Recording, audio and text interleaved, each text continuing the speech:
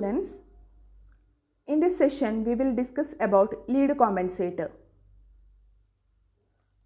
So, a compensator having the characteristics of a lead network is called lead compensator. If a sinusoidal signal is supplied to a lead network, then in the steady state, the output will have a phase lead with respect to the input. That is why it has got the name lead compensator. So, lead compensation process increases the bandwidth, which in turn improves the speed of response, and it also reduces the amount of peak overshoot. And lead compensation improves the transient response. That means there is a small change in the steady state accuracy. That will provide a small change in the steady state accuracy. Generally, lead compensation is provided to make the unstable system to stable system.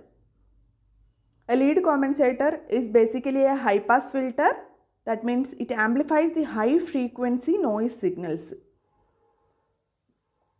Suppose in the case of a lead compensator, if the pole is introduced by the compensator and if it is not cancelled by the zero in the system, then the lead compensation increases the order of the system by 1.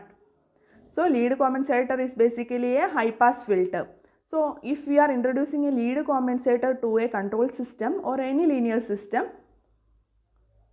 it will provide say 0, and that 0 will have the value s is equal to minus 1 by t, where t greater than 0, and also it introduces a pole at s is equal to minus 1 by alpha t, where alpha is less than 1. And we can draw the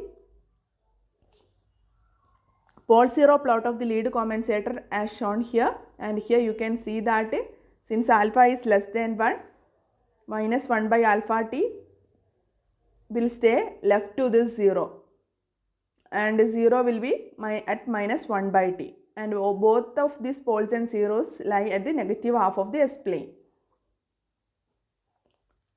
And we can write the transfer function of the lead compensator in the form of 0 divided by pole form. That is, we can represent the transfer function of the compensator as Gc of S, that will be equal to 0 divided by, that is S plus Zc is the 0 and S plus Bc is the pole, that will be equal to S plus 1 by t divided by S plus 1 by alpha t, where t greater than 0 and alpha less than 1. And we can realize the lead compensator in the form of an electrical network by using the high pass filter, and here it will be shown as the combination of R1 capacitor and R2. Here we are using the S domain representation, so instead of C we are using 1 by SC, and here EI of S is the input voltage and E0 of S is the output voltage. If we are finding out the transfer function, that is E0 of S by EI of S, that is output divided by input, will give the form S plus HC divided by S plus PZ, that is equal to S plus 1 by t divided by S plus 1 by alpha t. Next, we can go to the procedure for designing of the lead compensator, and that is by using Bode plot. In the case of frequency domain approach, we will design a lead compensator for a control system or a linear system after drawing the Bode plot. Okay, so let us see the steps. There are different steps like we have discussed in the case of lag compensator. So here you can see the first step. First of all, the open loop gain k of the system is determined to satisfy the requirement of the error constant. See, first we will be given a problem, and in that problem k will be unknown, so we have to find the value of k in the problem. See, we will be given by a open loop transfer function, so in that transfer function we have to find out the value of k. Remember in mind that the k should satisfy the error value, steady state error constant value. So that condition will be given in the question. So from that value you have to derive the value for k. Once you find out the value of k, you can write the g of s in terms of the value of k. Next, you have to draw the Bode plot, and for Bode plot you need semi-logarithmic graph, and you have to plot both the magnitude plot as well as the phase plot on the same graph sheet. And the procedure for drawing the board plot we have discussed in the previous videos, and you have gone through that videos, then you will get the idea of board plot drawing. And similarly, after we got the board plot value, we have to find out the phase margin corresponding to this k value. So in the third step, the phase margin of the uncompensated system is determined from the board plot. So you should note down the phase margin value there. And next we have to design the compensated network by using the lead compensator. So the procedure starts from this fourth step. So determine the amount of phase angle to be contributed by the lead network by using the formula given below, that is phi m is equal to gamma d minus gamma plus epsilon. This is the equation. See, in the previous step we have obtained a value of the phase margin, but you have to check whether this phase margin satisfies the system in the question. If it is not satisfied, that both phase margins are not equal, then you have to go for the lead compensation, and you can start from here. That is, there is an equation phi m equal to gamma d minus gamma plus epsilon, where phi m is the maximum phase lead angle of the lead compensator, and gamma d is the desired phase margin, and gamma is the phase margin of the uncompensated system, and epsilon is the additional phase lead to compensate for shift in the gain crossover frequency. So usually for the design procedure we will take epsilon will be equal to 5 degree, and we will design the entire system, and at final you can check whether the designed system will satisfy the system given in the question. If it is not satisfied, then you have to change this epsilon value as 10 degree. Okay. So if you have now using these values, you can design phi m value. If the phi m is more than 60 degree, then realize the compensator as cascade of two lead compensator, with each compensator contributing half of the required angle. In the fifth step, once you get the value of phi m, you can find out the alpha value. See, lead compensator will have the equation, transfer function will be alpha into 1 plus st divided by 1 plus alpha st. In this, you have to find out the value of t and alpha. So in the first step, you have to find out the value of alpha by using the equation 1 minus sin phi m by 1 plus sin phi m. Phi m you obtained from the previous step. Once you get the value of phi m, you can find out the value of alpha. Once you got the value of alpha, you can find out the value of t.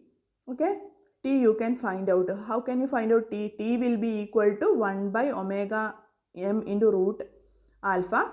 Where do you get this omega m value? This omega m value is obtained from the board plot. So you have to determine the value of this omega m from the logarithmic axis.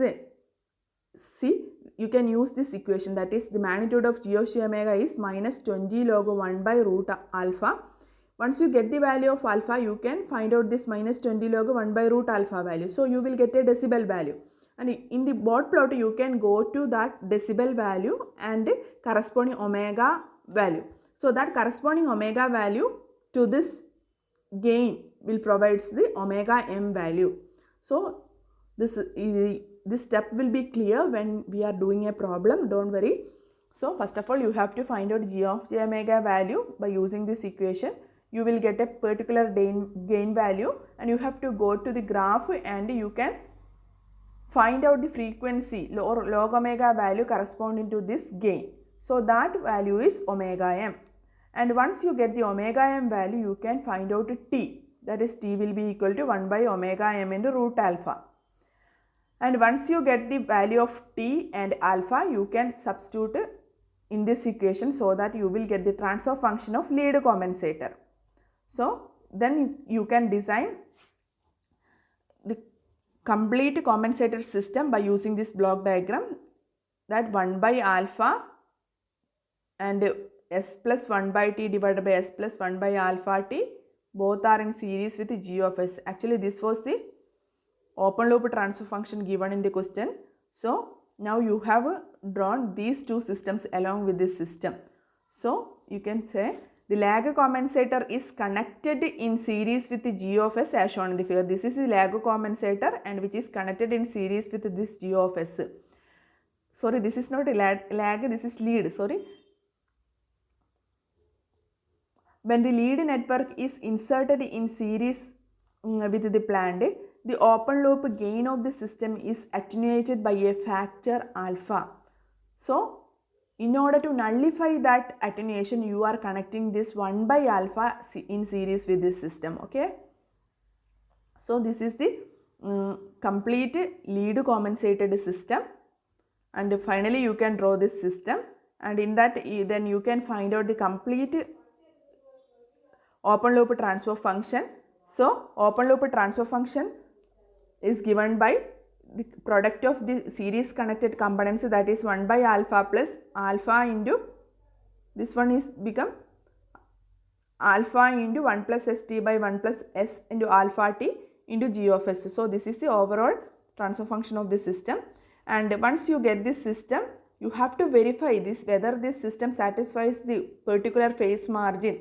So, you have to find out that case by substituting the value of omega, and you can verify the result. So, when we are doing a problem, you can clearly understand the concept. Okay, that's all about this lead compensator. Then now we can do a problem. Thank you.